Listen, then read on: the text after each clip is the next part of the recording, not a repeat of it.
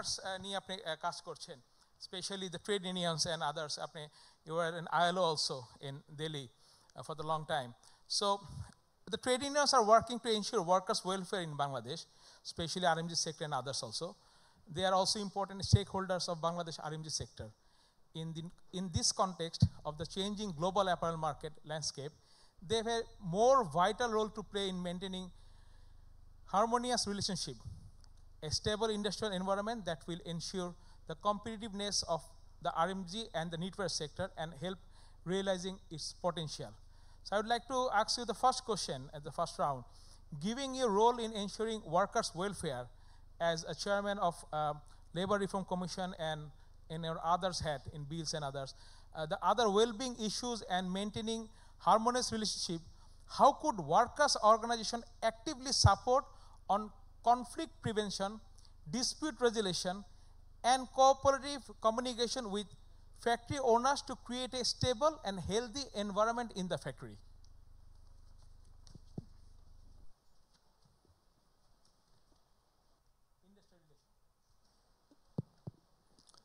Thank you. Assalamu alaikum এবং শুভ অপরাহ্ন। Thank you mister moderator. এবং শামীম ভাই আমাদের কমিশনের মেম্বার ছিলেন, শুধু মেম্বারই ছিলেন না, লিডিং মেম্বার ছিলেন একজন, এবং আমার ফেলো প্যানেলিস্ট, ডিস্টিংগুইশড স্পিকার্স অ্যান্ড সাথীরা, আমি খুব প্রথমেই ধন্যবাদ জানাচ্ছি যে আই এম অ্যাকচুয়ালি অনার্ড যে এরকম একটা প্রোগ্রামে আমাকে কথা বলার জন্য আমন্ত্রণ জানানো হয়েছে। সাধারণত আমরা একদম মানে বিজনেস অ্যাসোসিয়েশনের মালিকদের সামনে বা একটা বিজনেস এক্সপোর্টের অংশ হিসাবে কিন্তু খুব বেশি কথা বলি না, সুতরাং এই জন্য আমি ধন্যবাদ জানাচ্ছি। আমি দুটো এক্সপিরিয়েন্স দিব, একটু হয়তো সম্পর্কিত না, খুব সময় নেব না, তারপরে আপনার প্রশ্নে আসবো আর কি। একটা একদম শুরুতে, একদম শেষে। শামীম বলেছে যে আমি আইলোতে ছিলাম কিছুদিন দক্ষিণ এশিয়ায়, ওখানে ওয়ার্কার্স ডেস্কটা দেখতাম সাউথ এশিয়ার। তো শ্রীলঙ্কা যখন ফিনান্সিয়াল ক্রাইসিসটা হলো, প্রচণ্ড পলিটিক্যাল অ্যান্ড ইকোনমিক ক্রাইসিস, তখন আইএলও থেকে আমাদের তিনজনের একটা ডেলিগেট করা হয়েছিল, আমাকে এবং আমাদের যিনি এমপ্লয়ারদের সাইডটা দেখে, আপনারা চিনেন, রবি, এবং আমাদের সোশ্যাল ডায়ালগ যে দেখে, আমরা তিনজন গিয়েছিলাম বিভিন্ন বিজনেস অ্যাসোসিয়েশন, ইউনিয়ন, সবার সাথে বসার জন্য, সবাইকে একত্রে নিয়ে যে ক্রাইসিসটা একত্রে কীভাবে মোকাবেলা করা যায়, যাতে তারা মানে সবাই মিলে যেন করে। তো একটা অংশ হিসাবে আমরা শ্রীলঙ্কার যে গার্মেন্টস ম্যানুফ্যাকচারার্স, ওদের নামটা হচ্ছে এক্সপোর্টার্স হ্যাঁ, তাদের সাথে এবং তাদের যে ইউনিয়ন, তাদের সাথে বসলাম আর কি, যে আমরা আলাদা আলাদা বসলাম আর একত্রেও বসলাম। তো ওখানে আমি একটু মানে আমার স্বভাবসুলভ ভঙ্গিতে, আমরা যেহেতু বাংলাদেশ থেকে গিয়েছি দীর্ঘদিন, আমি একটু বলতেছিলাম যে ভবিষ্যতে কী ক্ষতি হতে পারে, কী ধরনের রিস্ক হতে পারে, চাকরি হারাবে মানুষ, বিজনেস হারাবে। তখন ওইখানকার যে বিজনেস অ্যাসোসিয়েশনের প্রেসিডেন্ট, উনি পরে আমার সাথে টেলিফোনে যোগাযোগ রাখতেন, কিন্তু আমি ভুলে গেছি নামটা, আমি খুব সরি এর জন্য।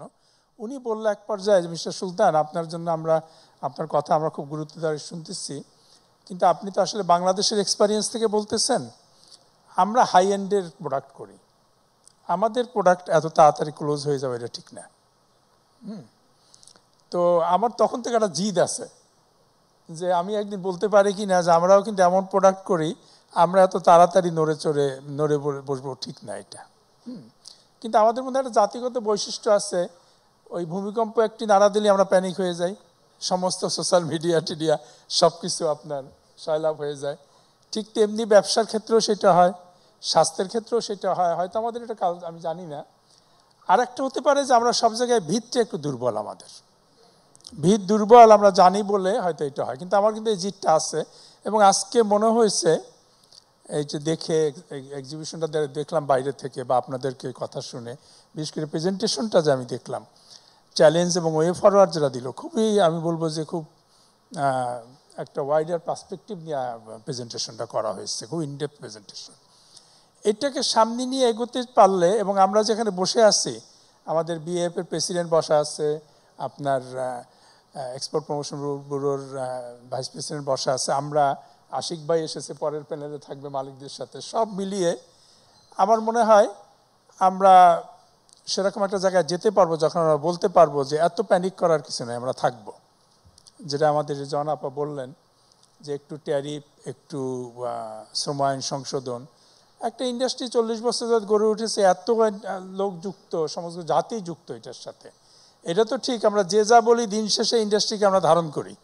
বাংলাদেশে একজন লোকও পাওয়া যাবে না যে দিন শেষে ইন্ডাস্ট্রিকে ধারণ করে না।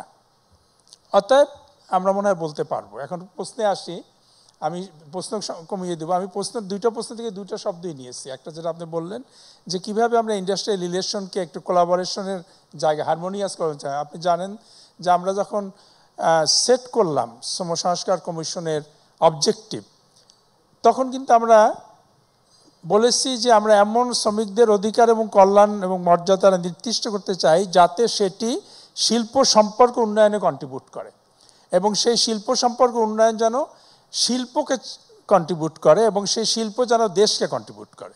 এভাবে 4টা সার্কেল তৈরি করেছিলাম, মনে আছে আপনার? আমরা সুতরাং কোনো কিছু আমরা বিচ্ছিন্নভাবে দেখিনি।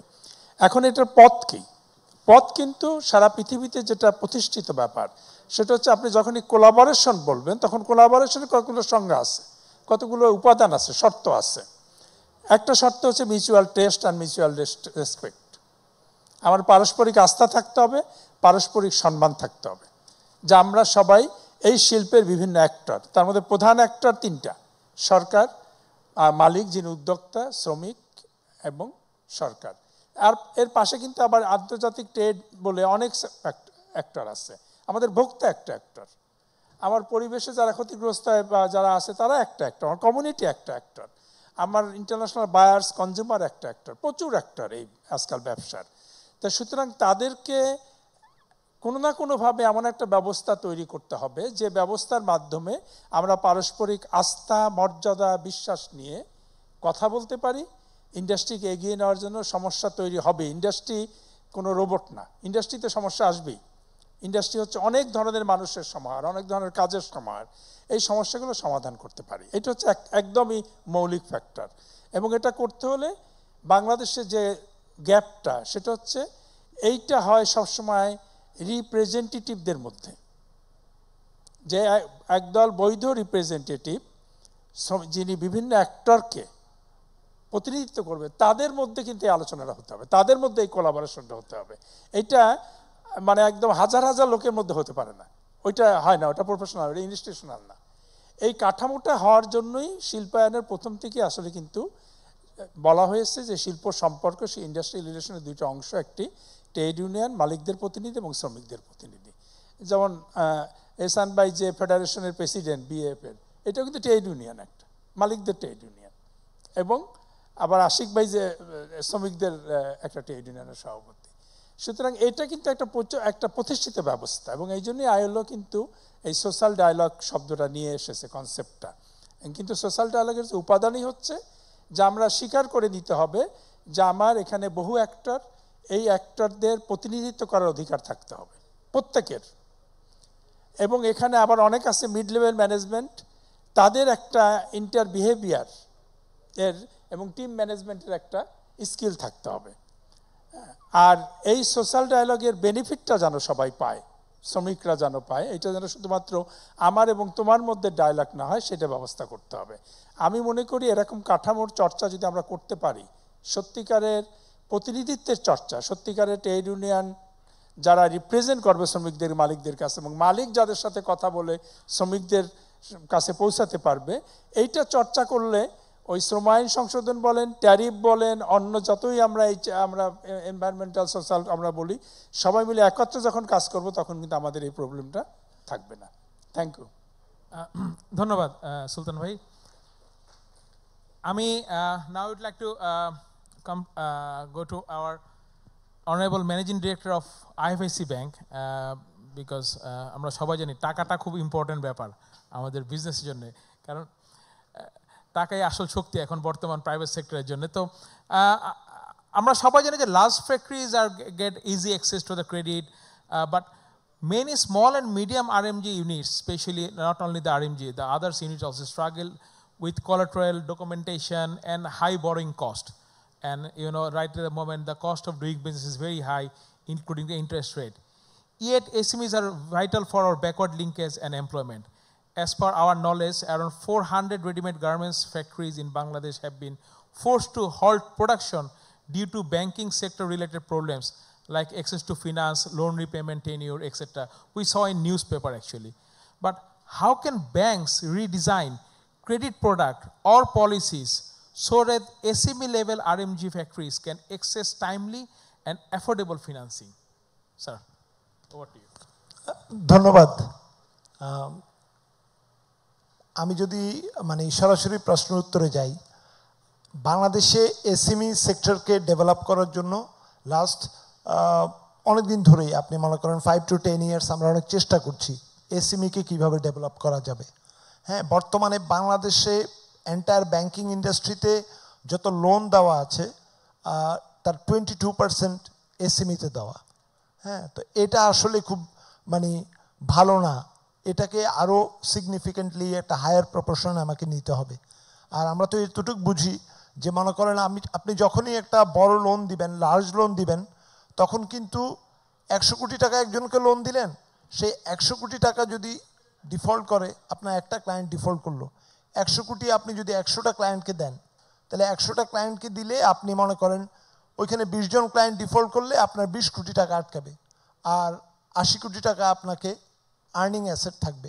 সুতরাং আমরা ব্যাংকাররাও চাই যে আপনার যাতে আমরা এসএমইতে ফাইন্যান্স করি, এবং বাংলাদেশ ব্যাংকও কিন্তু আপনার আমাদেরকে বিভিন্নভাবে মানে টার্মস কন্ডিশনস দিয়েও আমাদেরকে চেষ্টা করছে যাতে আমরা এসএমই ফাইন্যান্স আমাদের টোটাল পোর্টফোলিওর এসএমই ফাইন্যান্সটাকে 30% অ্যাটলিস্ট আপনার গ্রো করাতে পারি। এই যে আমি এন্টায়ার ব্যাংকিং ইন্ডাস্ট্রিতে বললাম 22% এসএমই, এর মধ্যেও আপনি দেখবেন যে হয়তোবা এসএমই নামে রিপোর্ট করা আছে, কিন্তু আসলে এসএমইর সব ধরনের ফিচার তার মধ্যে নাই। তো আমাদের ব্যাংকের কথা যদি আমি বলি, আমরা কিন্তু এখন আমাদের পুরো টার্গেটই হচ্ছে আমরা এসএমই এবং রিটেল ফাইন্যান্স করব। আমাদের যারা কর্পোরেট বরোয়ার আছে ডেফিনেটলি তাদেরকে আমরা ক্যাটার করব, কিন্তু আমাদের থ্রাস্ট হচ্ছে এসএমই সাইডে। আর আরএমজি সেক্টরে আপনি যেটা বললেন, আরএমজি সেক্টরে 400টা ফ্যাক্টরি যে বন্ধ হওয়ার কথা বললেন, পত্রিকায় দেখেছেন নিশ্চয়ই, আমি জানি না, তবে আমি আপনাদেরকে অনুরোধ করব যে এই ব্যাপারে একটা রিসার্চ হওয়া উচিত যে এই 400টা ফ্যাক্টরি কারা, কেন তারা মানে পারল না। হ্যাঁ, যে আসলে কি রিপেমেন্ট ক্যাপাসিটি, আসলে কি ব্যাংকের পলিসিতে কোনো প্রবলেম। আমার মনে হয় এই জিনিসটা আর একটু ডিটেইলে যাওয়া উচিত, কারণ বাংলাদেশ ব্যাংক এখন যেভাবে এসএমইকে আপনার এনকারেজ করছে, যেমন মনে করেন 25,000 কোটি টাকার একটা ফান্ড আছে এসএমইর জন্য, এটা প্রি ফাইন্যান্স স্কিম, মানে আমরা আগেই খরচ করে ফেলতে পারি, পরে বাংলাদেশ ব্যাংকের কাছে না সরি ভুল বললাম, যে মানে আগেই আমি বাংলাদেশ ব্যাংক থেকে টাকাটা পেয়ে যাই, আর আমি এটা বড়োয়ারকে দেই, দেওয়ার পরে বাংলাদেশ ব্যাংকে আমি রিপোর্ট করি, কিন্তু এটা বাংলাদেশ ব্যাংক আগেই আমাকে দিয়ে দেয়। আরেকটা আছে আপনার 5,000 কোটি টাকার, যেটা রিফাইন্যান্স, আমি আগে দিয়ে দেই, দিয়ে বাংলাদেশ ব্যাংকের কাছে আমি জিনিসটা ক্লেম করি। এখানে ইন্টারেস্ট রেট আমরা ক্লায়েন্টকে চার্জ করি 7%। সুতরাং আমি মনে করি যে এসএমইর জন্য মানে অনেক চেষ্টা করছে বাংলাদেশ ব্যাংক সরকার, যাতে মানে একটা এনেবলিং এনভায়রনমেন্ট তৈরি হয় যাতে আমাদের এসএমই সেক্টর গ্রো করে। এসএমইর যেই প্রবলেমটা, আর আরএমজি সেক্টরে যেটা বললেন, আরএমজিতে এসএমইতে ইউজুয়ালি আমরা কি করি, যে আপনারা মনে করেন অ্যাকসেপ্টেন্সের এগেনস্টে ফাইন্যান্স করি বা ব্যাক টু ব্যাক ফাইন্যান্স করি, আর প্যাকিং ক্রেডিট দেই এক্সপোর্ট করার জন্য। হ্যাঁ, তো সুতরাং নতুন করে আসলে রিডিজাইন করার কিছু নাই, যেটা করতে হয় আমাদেরকে মানে গার্মেন্টস ফাইন্যান্সটা তো একটু স্পেশালাইজ টাইপের ফাইন্যান্স, অনেক সময় আন্ডারস্ট্যান্ডিংয়ে গ্যাপ থাকে, এটা বড়োয়ার সাইডেও হতে পারে, এটা ব্যাংকের সাইডেও হতে পারে, যে মানে আপনার ক্যাশ ফ্লোর সাথে ম্যাচ করে তো আপনার রিপেমেন্টটা সেট করতে হবে। আমার এক্সপোর্ট হবে মনে করেন 6 মাস পরে, আমি তাকে বললাম লোন দেওয়ার পরে আমি বললাম 3 মাস পরে তোমাকে রিপেমেন্ট করতে হবে, সে কোত্থেকে রিপেমেন্ট করবে, তার তো ক্যাশ ফ্লো আসেই নেই। সুতরাং আপনার স্ট্রাকচারিংয়ে কোনো সমস্যা থাকতে পারে, যেদিকে আমরা নজর দিতে পারি ব্যাংকের এই ব্যাপারে। আর যেটা আমি বললাম যে আসলে ব্যাংকের কাছে কাস্টমার পুরো ব্যাপারটা খুলে বলতে হবে, এবং ব্যাংকারও তাকে হেল্প করতে হবে। বিশেষ করে আরএমজি সেক্টরে কিন্তু আমরা দেখি যে ঈদের সময় বা বিভিন্ন সময় আমাদেরকে বাংলাদেশ ব্যাংক থেকেও ফোন করে যে কোনো গার্মেন্টসের ওয়েজে যাতে লোন চাইলে বন্ধ না থাকে, ক্যাশ ইনসেন্টিভের টাকা পেয়েছেন, আপনারা যাতে ক্যাশ ইনসেন্টিভের টাকাটা আগে আপনার লোন শোধ না করে যদি তার কোনো রিকোয়ারমেন্ট থাকে ঈদের সময় সেটাকে আপনাকে ফাইন্যান্স করতে হবে। বাংলাদেশে গার্মেন্টস ফাইন্যান্স আপনার আমি মনে করি খুব ইউনিক, কারণ আপনার 70% তো আপনার ব্যাক টু ব্যাক, আপনার এক্সপোর্টেন্সি পেলেন, আমি ব্যাক টু ব্যাক খুলে দিলাম 70%, আর থাকে আপনার মনে করেন হয়তো 15%, সেই 15%-এর মধ্যে প্যাকিং ক্রেডিট থাকে। তো প্যাকিং ক্রেডিটের পরে পোস্ট শিপমেন্ট যদি কোনো ফাইন্যান্স থাকে সেটার জন্য আমরা ফাইন্যান্স করি।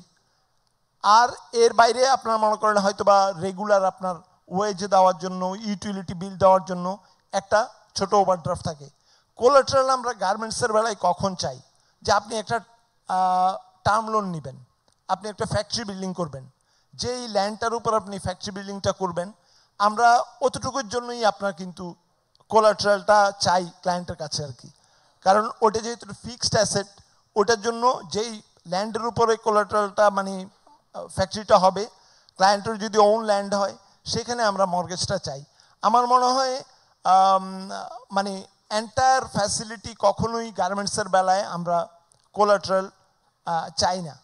আর একটা কথা যেটা ইন্টারেস্ট রেট, আপনার ইন্টারেস্ট রেট তো মার্কেট ড্রিভেন, আপনার মার্কেটে যে ইন্টারেস্ট থাকে, আমি তো কোত্থেকে আপনাকে টাকাটা দিই, আমি ডিপোজিটারের কাছ থেকে টাকা নিই, ডিপোজিটারকে আমি একটা ইন্টারেস্ট পে করি, ডিপোজিটারকে ইন্টারেস্ট পে করে যদি আমি কথার কথা আমি মনে করি 9% পে করি, আমি হয়তো বা আর 3% আপনার কাছ থেকে বেশি নেই, কারণ আমাকে তো আমার ওভারহেড মিট করতে হবে।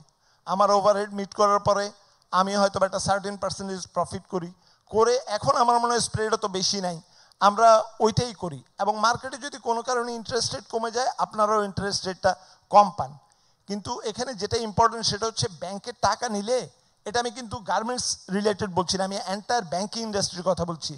ব্যাংকের টাকা নিলে টাকা পে করতে হবে, ব্যাংকের টাকা তো আনলিমিটেড না।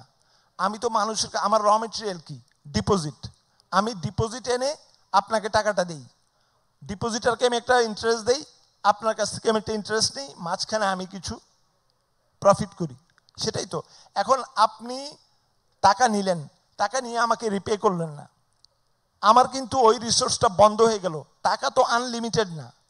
তো অনেক যদি লোক টাকা রিপে না করে, অনেক লোক যদি পে ব্যাক না করে, তখন কিন্তু নতুন যারা আসবে ইন্ডাস্ট্রিতে ব্যাংকের টাকা চাইতে, এন্টারপ্রেনাররা, তখন কিন্তু আমার টাকা দেওয়ার সুযোগ কমে যাবে। সুতরাং আমি চাই যে মানে এন্টায়ার বিজনেস কমিউনিটিতে আপনারা মনে করেন টাকা পে ব্যাক করাটাকে উৎসাহিত করবেন আর কি। কারণ একজনের দায় গিয়ে আরেকজনের ঘাড়ে পড়ে। আপনারা এটাও জানেন যে একজন যখন ইন্টারেস্ট পে করে না, সেই ইন্টারেস্টের দায়টা কিন্তু আসলে এন্টায়ার বিজনেস কমিউনিটিকে তখন বিয়ার করতে হয় আর কি। তো আমি মনে করি যে এসএমইর জন্য ব্যাংকিং ইন্ডাস্ট্রি, আমি আমার ব্যাংক বলতে পারি আমরা প্রায় 49 ধরে ইন্ডাস্ট্রিতে আছি এবং one of the pioneer in garments financing. আমরা এসএমই ফাইন্যান্সিং, গার্মেন্টসে আমাদের অনেক ফাইন্যান্সিং আছে এবং আমরা এখনও উৎসাহিত করি এসএমই ফাইন্যান্সকে, এবং আমরা মনে করি যে ভবিষ্যতেও আমরা মনে করেন আপনাদের কমিউনিটির সাথে অবশ্যই থাকবো। Thank you. ধন্যবাদ, ধন্যবাদ managing director IFSC bank Syed Mansur Mostafa.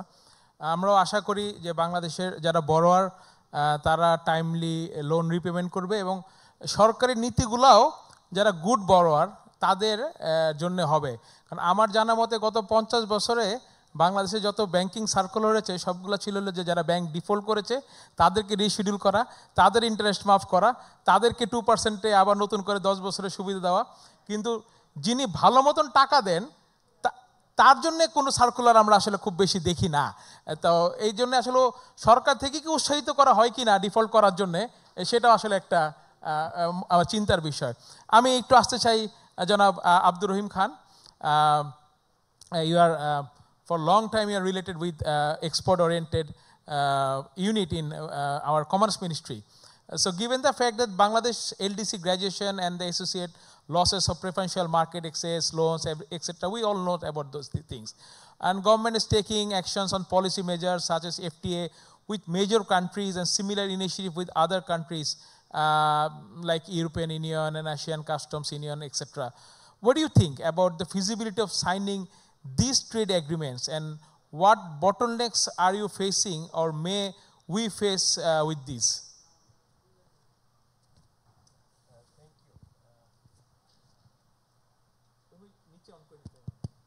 Thank you. I think this panel discussion is getting some diverse issues in one platform. Like respectable Sultan Bhai spoke about the labor rights and the expectation of the industry from labor reform, and MD IFIC Bank talked about the access to finance. So, and you're now asking me about the trading agreement with bilateral partners and multilaterals. Okay, fine.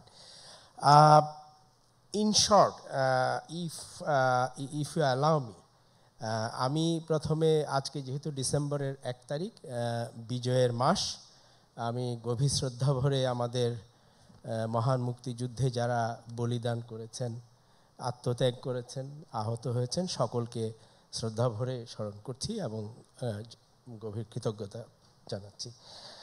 At the same time আমরা একটা নতুন অধ্যায়ের দিকে যাত্রা করেছি, এইটাকেও আমাদের মনে রাখতে হবে। গত বছরে ছাত্র জনতার উৎসাহ এবং অভ্যুত্থানের মধ্য দিয়ে আমরা যে একটা বাংলাদেশের সূচনা করেছি, এটাও একটা সমৃদ্ধির পথে যাত্রা করছে। এই জায়গাটায় সবাইকে মিলে আমরা কাজ করতে হবে। আমি জাস্ট দুইটা পয়েন্ট একটু টাচ করতে চাই। আমাদের শ্রম আইন সম্পর্কে সকালের অধিবেশনে হাতেম ভাই বেশ জোরালো বক্তব্য রেখেছেন, আজকের বিকালেও তাই। একটা কথা মনে রাখতে হবে, reform is a continuous process, but reform should be also done in a manner যেখানে পক্ষগুলো কখনো মিসট্রাস্ট হবে না। এখানে আমি যেটা বলতে চাচ্ছি, বিং অ্যাডমিনিস্ট্রেটর ইন বিসিসিআই, আমাদের সরকার এবং মালিক পক্ষ এবং শ্রমিক পক্ষ, এই তিন পক্ষের মিউচুয়াল ট্রাস্টটা যদি আমরা ধরে রাখতে পারি, তাহলে কিন্তু এই রিফর্ম নিয়ে কোনো সংশয় দেখা দেয় না। আমরা এখন যে সংশয়ের কথা জানছি, আমার কেন জানি মনে হচ্ছে somewhere some gap is there. তো এই গ্যাপটা থাকাটা আসলে ঠিক হয়নি। আর if we really be sure of this gap, তাহলে আমাদের সকলেরই উচিত হবে গ্যাপটাকে মার্জ করে আমাদের যে শক্তিটা সেটাকে সংহত করা এবং জাতির যে সমৃদ্ধি আছে সেই জন্য কাজ করা। আর অ্যাক্সেস টু ফাইন্যান্স বিষয়ে যে স্ট্যাটিস্টিক্সগুলো পেলাম, BCCI again being in FBCCI, আপনার 25,000 কোটি টাকার fund, does it really sound very healthy? যেখানে 8 মিলিয়নের মতো হলো আমার এসএমই উদ্যোক্তা আছে বাংলাদেশে, তাহলে পার হেড কত পড়ে? Not even a peanut.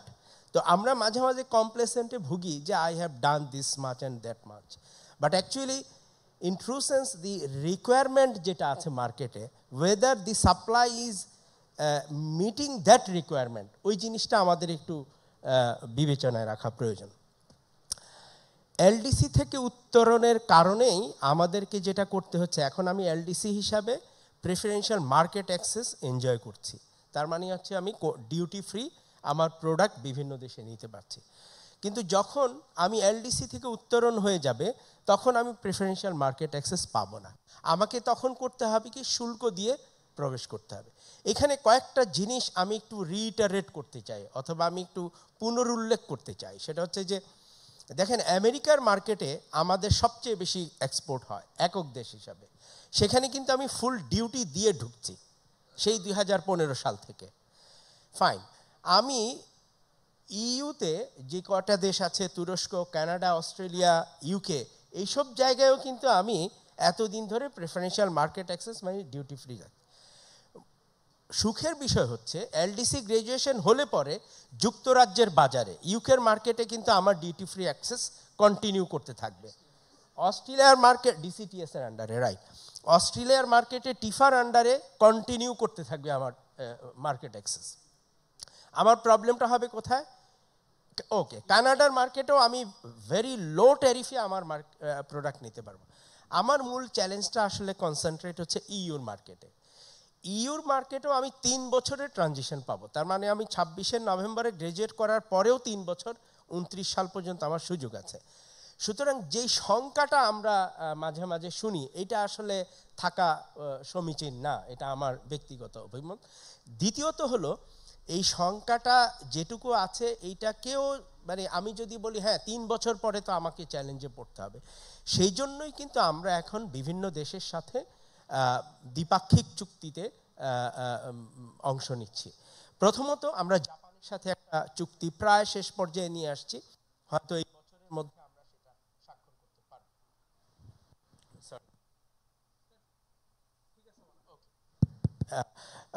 দ্বিতীয়ত এখন আপনার যে প্রশ্নটা ছিল how do I feel when I am in a negotiation, আমার জন্য সবচেয়ে বড় চ্যালেঞ্জ হলো আমার বাস্কেট। আমি যখন আপনার সাথে চুক্তি করব তার মানে আপনার 3টা পণ্য আমি বিনা শুল্কে নিব, আমারও 3টা পণ্য আপনি বিনা শুল্কে নেবেন, আমি যদি উইন উইন বলি। এখন আমার দেয়ার কি আছে বলেন, আমি আপনার কাছে কি চাইবো, আরএমজির ডিউটি ফ্রি চাইবো, আর আপনি আমার কাছে যে কোনো কিছু চাইতে পারেন। মুশকিলটা যেটা হয়েছে আমি তো অলমোস্ট 90 বিলিয়ন থেকে 100 বিলিয়ন ডলার ইম্পোর্ট করি আর এক্সপোর্ট করি মাত্র আমি 50 বিলিয়ন ডলার। তার মধ্যেও আমার কিন্তু র মেটেরিয়ালস আছে, আমার হলো বিভিন্ন অ্যাক্সেসরিজ আছে, সব মিলিয়ে আমি যখন নেগোসিয়েশনে বসি আমার জন্য প্রথম চ্যালেঞ্জ হয়ে দাঁড়ায় আমার প্রোডাক্ট ইজ নট ডাইভার্সিফাইড, আমার মাত্র 1-2টা প্রোডাক্ট আর ওর কিন্তু 1000 প্রোডাক্ট, এটা একটা চ্যালেঞ্জ। সেকেন্ড চ্যালেঞ্জ হলো yes there is also capacity, capacity in the sense যে উন্নত রাষ্ট্রগুলো, উন্নত অর্থনীতির দেশগুলো টেকনোলজিকে যেভাবে রিচ করতে পারে আমার দেশে আমি সেভাবে টেকনোলজিকে রিচ আউট করতে পারি না। সে কারণে আমার অ্যানালিসিস, আমার data sometime gives me trouble. When they speak with us, they speak with right kind of data and right set of analysis by their researchers and academia. But when I sit in the negotiation, আমার কাছে কিন্তু data is a question, আমার পরিসংখ্যান প্রায়শই প্রশ্নবিদ্ধ হয়, and analysis is again derived from data. So এই 2টা বড় চ্যালেঞ্জ আমরা ফেস করছি, বাট এই 2টাকে ওভারকাম করার জন্য আমরা যেটা করছি সেটা হচ্ছে যে আমরা আমাদের ইউনিভার্সিটির যারা প্রফেশনালস আছেন, আমাদের রিসার্চ অর্গানাইজেশনে যারা একাডেমিয়া কাজ করেন, আমরা তাদেরকে ডেকে নিয়ে আসি মিনিস্ট্রি অফ কমার্সে, এবং উই আস্ক দ্যাম যে এই সিচুয়েশনে what should I do and what should be মাই এটাকে বলে আপনার ক্যারট, যে কি নিয়ে আমি তার সাথে চুক্তিতে নেগোসিয়েশন করব।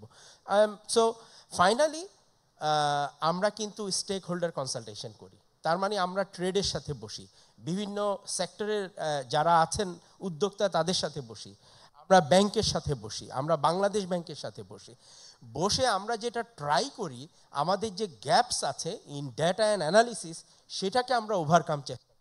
So before going into a negotiation আমরা কিন্তু এই জায়গাগুলোতে ব্যাকগ্রাউন্ড ওয়ার্ক করি এবং নিজেরা একটা ব্যাকগ্রাউন্ড পেপার তৈরি করি, then we sit in the negotiation so that we don't lose much.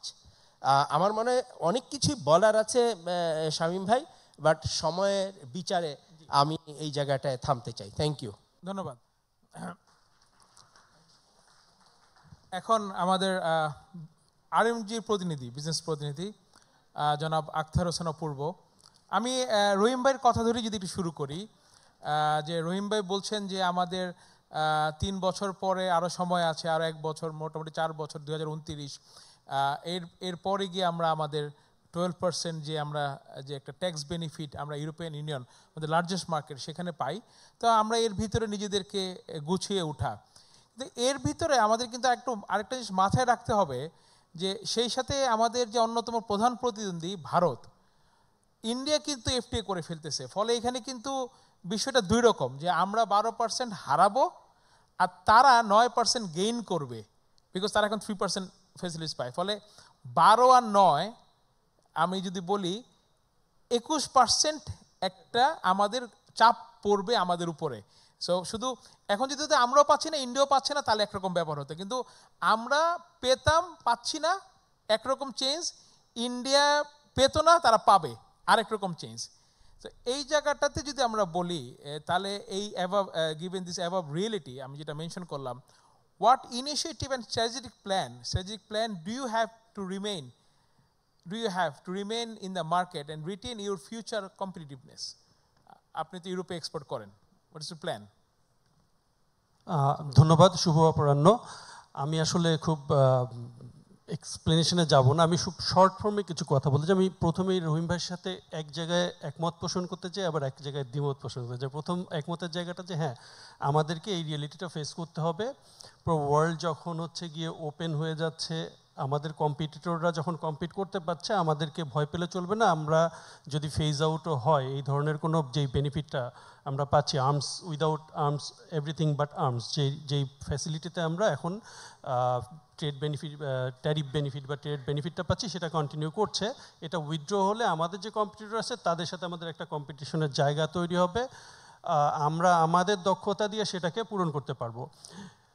এটা করা সম্ভব, কিন্তু সিচুয়েশন তো আরেক জায়গায় বলে। কারণ আমাদের কম্পিটিটর কান্ট্রিজের যদি আমরা কম্পেয়ার করি, সাপোজ এখনই ইন্ডিয়ার কথা আসলো, ইন্ডিয়া তারা কিন্তু ডেভেলপিং কান্ট্রি। আমরা এলডিসি ছিলাম, আমরা গ্র্যাজুয়েট করে তাদের জায়গায় যাব, কিন্তু still they have been as a developing country, they have been supporting their industries in different ways. তাদের কস্ট মিনিমাইজ করার জন্য তারা বিভিন্ন ধরনের ফ্যাসিলিটি দিচ্ছে। কিছুক্ষণ আগে প্রেজেন্টেশনে আমাদের হাসান ভাই দেখিয়েছেন যে 2 থেকে 4% তাদের ক্যাশ ইনসেন্টিভ ভিন্ন ফর্মে হয়তো দিচ্ছে। আমরা ডিরেক্ট খাবারটা খেতে পারবো না, হয়তো আমাদের ঘুরিয়ে খাবারটা খেতে হবে, কিন্তু ফিডটা তো করতে হবে গভর্নমেন্টকে ইন্ডাস্ট্রিকে কম্পিটিটিভ করার জন্য। আপনার অন্য দেশে কি হচ্ছে, তারা এই সাপোর্টগুলো দিচ্ছে, ভিন্ন ফর্মে দিচ্ছে। তারা সাবসিডি কোথায় দিচ্ছে? তারা ক্যাশ ফর্মে দিতে পারছে না, আমরা ক্যাশ ফর্মে নিব না। আপনারা আমাদেরকে ক্যাশ অ্যাসিস্ট্যান্স ক্যাট ফর্মে দিয়েন না, আমাদেরকে আমাদের ইলেকট্রিসিটি কনজামশন যেটা করছে আমাদের ইন্ডাস্ট্রি, সেখানে আপনারা আমাকে সাবসিডাইজ প্রাইস দেন। আমার গ্যাসে আমাকে সাবসিডাইজ প্রাইস দেন। আমার ল্যান্ড অ্যাকুইজিশনের যে কিনছি সেই জায়গাটাতে দেন। আমাকে সেন্ট্রাল এটিপিটা, আমার প্রত্যেকটা ইন্ডাস্ট্রিকে ইটিপি অপারেট করতে হচ্ছে ইন্ডাস্ট্রিতে এনভায়রনমেন্টাল কম্প্যাক্টগুলোকে কমানোর জন্য। সেটা আমার অনেক ধরনের কস্ট জেনারেট করছে, এবং এটা আরও রিসেন্টলি করছে যে আমরা যে ওয়াটার ইউটিলাইজেশনটা করবো সেখানেও ইম্পোজ হবে বিভিন্ন ধরনের খরচ।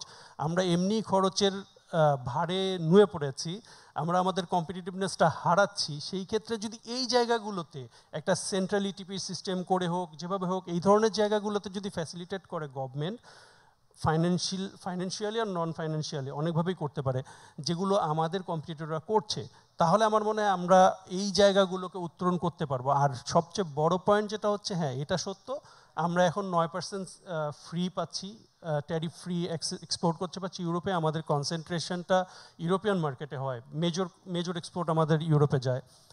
আর ইন্ডিয়া কিন্তু এটা পাচ্ছে না। তারা কিন্তু এই বিভিন্ন ফ্যাসিলিটি দিয়ে তারপরও ইন্ডিয়া চেষ্টা করছে ইউরোপের মার্কেটে ঢুকতে, কারণ তাদের ট্যারিফ ব্যারিয়ারের কারণে ইউএসএ রিসেন্টলি যেটা হয়েছে, ইউএস গভর্নমেন্ট যে ট্যারিফ ব্যারিয়ারটা ইম্পোজ করেছে, এখন পর্যন্ত তাদের ট্যারিফটা ডিক্লেয়ার করেনি। তাদের এক ধরনের ইসের ভিতরে আছে ইন্ডিয়ার সাথে। চায়নাতে একটা হিউজ ট্যারিফ ইম্পোজ করেছে। তারা কি করছে তখন? তারা কিন্তু আমার ইউরোপের মার্কেটে পেনিট্রেট করছে তাদের প্রোডাক্ট নিয়ে, এবং সেই ক্ষেত্রে তারা বিভিন্ন ধরনের নন ফাইন্যান্সিয়াল বলেন বা হিডেন ফাইন্যান্সিয়াল বলেন, ডাম্পিং প্রাইসে তারা ইউরোপে প্রোডাক্ট সেল করছে। যাতে আমরা এখন দেখছি, আমরা যারা একটা টি শার্ট $1.35, $1.40 বিক্রি করতাম, আমাদের বায়াররা বলছে তাদের কাছে অফার আসছে $1 করে, $1.10 করে। আমরা আমাদের অফার হারাচ্ছি, আমাদের কম্পিটিটিভনেস হারাচ্ছি। তো এখানে তারা যদি পারে, তারা কোন টেকনোলজি ইউজ করছে? তারা কি শুধু কম্পিটিটিভ আমাদের থেকে? তাদের টেকনিকটা কি? ইনডিরেক্ট কোনো না কোনো বেনিফিট তো তারা পাচ্ছে, না হলে তারা কিভাবে এই জায়গায় কম্পিট করছে? এটা দেখা উচিত সরকারের। আমরা যদি এই সাপোর্টগুলো পাই, আমরা মনে করি হ্যাঁ, আমরা আপনি আরও অন্য মার্কেটের কথা যেটা বললেন, ইউকের সাথে আমাদের একটা ভালো নেগোসিয়েশন হয়েছে। আগামী নেক্সট 10 years আমরা সেখানে ডিউটি ফ্রি অ্যাক্সেস করতে পারবো, অন্য কান্ট্রিতেও পারবো, আমরা টিকে থাকতে পারবো, আমরা আগাতে পারবো। But we need support, policy support. Just quickly আমি 2-3টা একটু রেসপন্ড করি। ফার্স্ট থিং হচ্ছে, একটু ভুল মিসআন্ডারস্ট্যান্ডিংটা না থাকে, সেটা হচ্ছে এলডিসি অ্যান্ড ডেভেলপিং কান্ট্রিজ। আমরা কিন্তু ডেভেলপিং কান্ট্রি, আমরা developing country, India developing country, south কোরিয়াও ডেভেলপিং কান্ট্রি। ডেভেলপিং কান্ট্রিগুলোর মধ্যে কিছু দেশ WTO-তে বাই অ্যাপ্লিকেশন এলডিসি স্ট্যাটাস নিয়ে, লিস্ট ডেভেলপমেন্ট কান্ট্রি। আমরা স্বাধীনতার পরপর কিন্তু এই প্রেফারেন্সিয়াল মার্কেট অ্যাক্সেস পাওয়ার জন্য বাই অ্যাপ্লিকেশন আমরা এলডিসি স্ট্যাটাস পেয়েছি। এখন হচ্ছে গিয়ে ইউএনসিডিপি আমাদের 3টা ক্রাইটেরিয়াতে মেজার করে বলছে you are no more eligible to be in the category of LDC. সে কারণে আমরা গ্র্যাজুয়েট করে যাচ্ছি। আমরা এখনও ডেভেলপিং কান্ট্রি, গ্র্যাজুয়েট করার পরেও ডেভেলপিং কান্ট্রি। এক সেকেন্ড হলো, আপনি ইউ হ্যাভ রাইটলি মেনশন যে ক্যাশ ইনসেন্টিভ ফর এক্সপোর্ট দেওয়া যাবে না এলডিসি গ্র্যাজুয়েশনের পরে। We in the ministry of commerce and we in the ministry of finance are trying to identify some alternatives. আমরা প্যাকেজিংয়ে দিতে পারি, লজিস্টিকে দিতে পারি, আপনি যেমন বিলসের কথা বলেছেন ইউটিলিটির, সেখানেও দিতে পারে। But I can assure the industry, all sectors, that after graduation probably of course সেখানে cash incentive থাকবে না for export, but we are going to provide alternative incentives to the industry so that এই competitiveness যেটা price আপনারা পাচ্ছেন সেটা continue করে। এই বিষয়ে আমি আপনাকে আশ্বস্ত করতে চাই। আর ফাইনালি যেটা বলতে চাই যে yes, we have to do more for logistics, we have to do more for infrastructure development. আমার পোর্টের ডার্ফ বাড়াতে হবে, বড় জাহাজ যাতে ভিড়তে পারে সেই ব্যবস্থা করতে পারবে, আমার এফিসিয়েন্সি বাড়াতে হবে, আমার হ্যান্ডলিংয়ের ক্যাপাসিটি বাড়াতে হবে। এই logistical and infrastructure development is a must. সেটা এখনও প্রয়োজন, এলডিসি গ্র্যাজুয়েশনের পরে আরও বেশি প্রয়োজন। Thank you. Thank you. আমি একটু আমাদের আইএফআইসি ব্যাংকের ব্যবস্থাপনা পরিচালক মহোদয়, ওনার কাছে একটু ফেরত আসতে চাই দ্য লাস্ট কোয়েশ্চেন সেকেন্ড রাউন্ডে, যে আমরা শুধুমাত্র যে আমাদের এই ট্যাক্স প্রেশার আসতেছে আমাদের বায়ার কান্ট্রিগুলো থেকে সেটা না, তার সাথে খুব বেশি একটা ইম্পর্টেন্ট ইস্যু হয়ে দাঁড়াচ্ছে এনভায়রনমেন্টাল কমপ্লায়েন্স, আমরা যেটাকে ইএসজি কমপ্লায়েন্স বলি, গ্রিন প্রোডাকশন বলি, কার্বন রিডাকশন, রিইউজ, এগুলা। আমাদের অনেকগুলো ফ্যাক্টরি কিন্তু এই লং টার্ম ফিনান্সিংয়ের প্রয়োজন হবে ফর এই টাইপের ফিনান্সগুলোর জন্য এবং মেশিনারিজ আপগ্রেডেশনের জন্য, ওয়েস্ট ওয়াটার রিসাইকেলিংয়ের জন্য, এনার্জি এফিশিয়েন্ট অপারেশনের জন্য। কিন্তু আমাদের যে গ্রিন ফিনান্স সিস্টেমটা আছে সেটা কিন্তু খুব বেশি, অনেক বড় একটা ফান্ড আছে আমি জানি, কিন্তু এটা অ্যাক্সেসেবল না, মানে এটা ওয়েল নোন না। এটা ফ্যাক্টরিগুলো আপনি যদি দেখেন যে ফ্যাক্টরিগুলোর মধ্যে আই এম শিওর যে 90% ফ্যাক্টরি ওনার এটা জানেন না, অথবা জানলে উনি ওনার ব্যাংকে থেকে এটা নিতে পারেন না।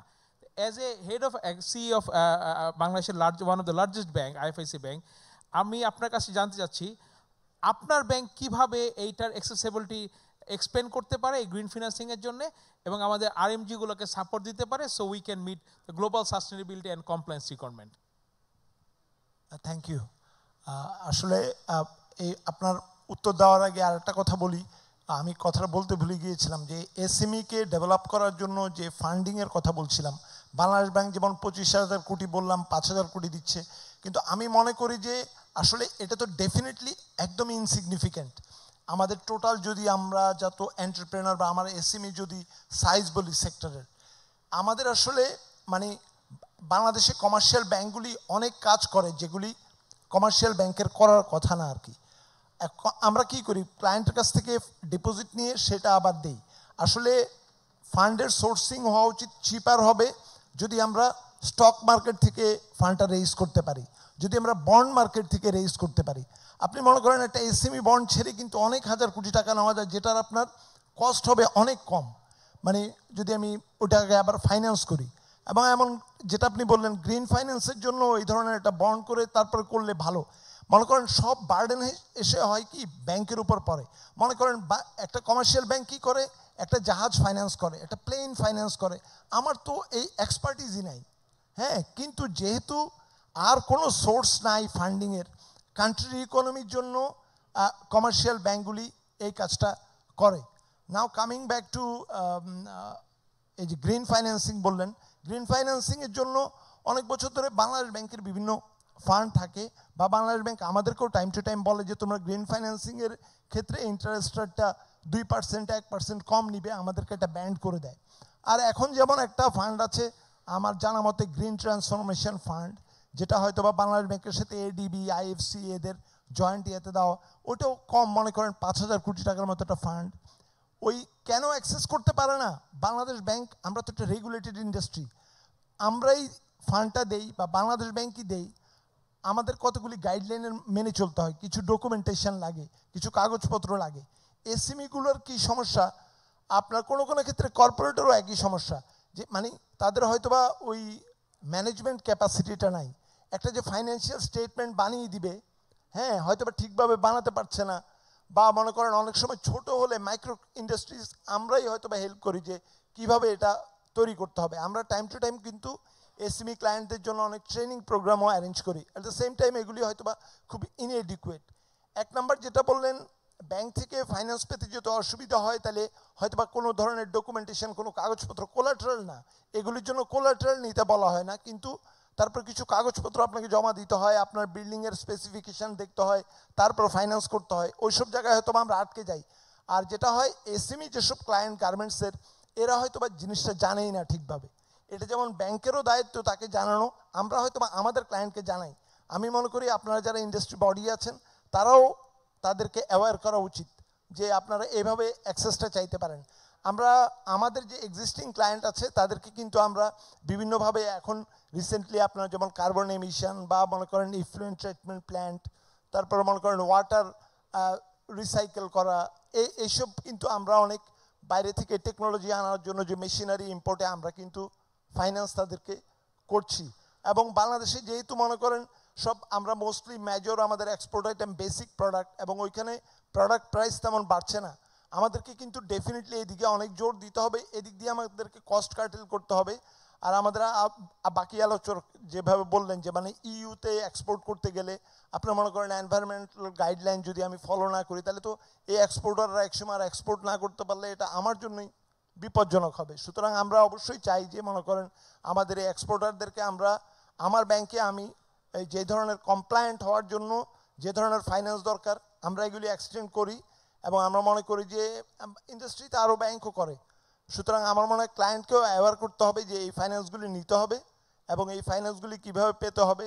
ব্যাংকের সাথে যোগাযোগ করলে আমার মনে হয় যে একটা প্রত্যেক ব্যাংকে কিন্তু এখন বাংলাদেশ ব্যাংকের নির্দেশনা অনুযায়ী একটা সাস্টেইনেবল ফাইন্যান্স ডিপার্টমেন্ট বলে একটা ডিপার্টমেন্টই থাকে, এবং সেখানে মনে করেন একজন ডিএমডিকে হেড করতে হয় এটা। হ্যাঁ, সুতরাং একটা পার্টিকুলার ডেস্ক আছে। আমার মনে হয় যে ক্লায়েন্টরা ওইখানে গেলে আপনার মনে করেন ডেফিনেটলি তারা হেল্প পাবে। ধন্যবাদ সৈয়দ মনসুর মোস্তফা। হ্যাঁ, এটা আসলে সকলেরই সম্মিলিত একটি প্রচেষ্টা হওয়া উচিত।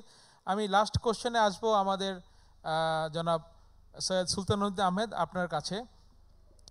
খুব ছোট্ট করে আমি কোশ্চেনটা করছি যে আমাদের social compliance, automation, adoption, competitiveness, এই সব কিছু বিষয়ই আমাদের শ্রমিকদের কিন্তু একটা ইনভলভমেন্ট থাকা উচিত। কারণ শুধুমাত্র কারখানা এই জিনিসগুলো শুধু বাস্তবায়ন করতে পারবে না যদি শ্রমিকদের এই জায়গাগুলোতে তাদের ইনভলভমেন্টগুলো না থাকে। আপনি অনেক দিন ধরেই শ্রম কল্যাণের সাথে জড়িত। আপনি কি মনে করেন যে আমাদের ট্রেড ইউনিয়নগুলো কীভাবে আমাদের ওয়ার্কারদের এই স্কিল আপগ্রেডেশন বা এই সোশ্যাল কমপ্লেক্স স্ট্যান্ডার্ড আপগ্রেডেশন করার জন্যে শ্রমিকদেরকে সাথে নিয়ে কাজ করতে পারে, বা তাদেরকে কীভাবে এটা অ্যাওয়ারনেস ক্রিয়েট করতে পারে ইউনিয়নগুলো? ধন্যবাদ সুলতান। ধন্যবাদ অ্যাগেন। আমি একদম সুনির্দিষ্ট প্রশ্নেই থাকি, কারণ আমার মনে হয় সময় আমরা শেষ হয়ে আসতেছে। অনেক চমৎকার আলোচনা হয়েছে। অ্যাকচুয়ালি এটা কিন্তু আসলে সমন্বিত কাজ, ট্রেড ইউনিয়নের একার কাজ না। হ্যাঁ, আর বিশেষ করে যখন আমাদের প্রেজেন্টেশনে উনি একটা জিনিস দেখিয়েছে ওয়ে ফরওয়ার্ডে, যে পার্টনারশিপ, ফেডারেশন, বিজনেস এবং গভর্নমেন্টের পার্টনারশিপ। সুতরাং এখানে ট্রেড ইউনিয়নের অ্যাক্সেসটা এবং পার্টনারশিপের যে সুযোগটা, এটার পরিবেশ কিন্তু তৈরি করতে হবে। অবশ্যই শ্রমিকদেরকে অ্যাওয়ার করার জন্য, স্কিল করার জন্য ট্রেড ইউনিয়ন সবচেয়ে আস্থাভাজন প্রতিষ্ঠান। কিন্তু এখানে সংকটটা হচ্ছে যে আমরা ট্রেড ইউনিয়ন যে সেই শ্রমিকদের মানে অ্যাওয়ার করে তাদেরকে নিয়ে যে কাজটা করবে, এই পরিবেশটা কিন্তু তৈরি করার দায়িত্ব আবার ইন্ডাস্ট্রির, গভর্নমেন্টের এবং ট্রেড ইউনিয়ন যৌথভাবে, এককভাবে না, তিনটা মিলেই করতে হবে। আর তা আইনটা এমন হতে হবে যাতে সবাই যুক্ত হতে পারে, মালিকরাও মানে উদ্যোক্তারাও সেই পরিবেশ তৈরি করতে হবে যাতে তারা ট্রেড ইউনিয়নকে যুক্ত করে। এটি একটি।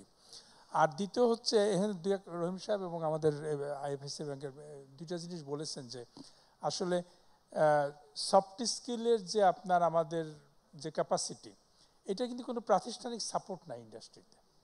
যেমন এই যে কমপ্লায়েন্সগুলো আসতেছে, এ ব্যাপারে এন্টারপ্রেনার এবং ওয়ার্কার, ট্রেড ইউনিয়ন এবং অ্যাসোসিয়েশন সবাই কিভাবে সম্মিলিত কাজ করতে পারে, এটার আপনার এই জন্য কিন্তু কোনো প্রাতিষ্ঠানিক কোনো প্রশিক্ষণ বা প্রাতিষ্ঠানিক ইনফরমেশন শেয়ারিং নাই, কিন্তু ইভেন কি বিজনেস নেগোসিয়েশনের ক্ষেত্রেও নাই।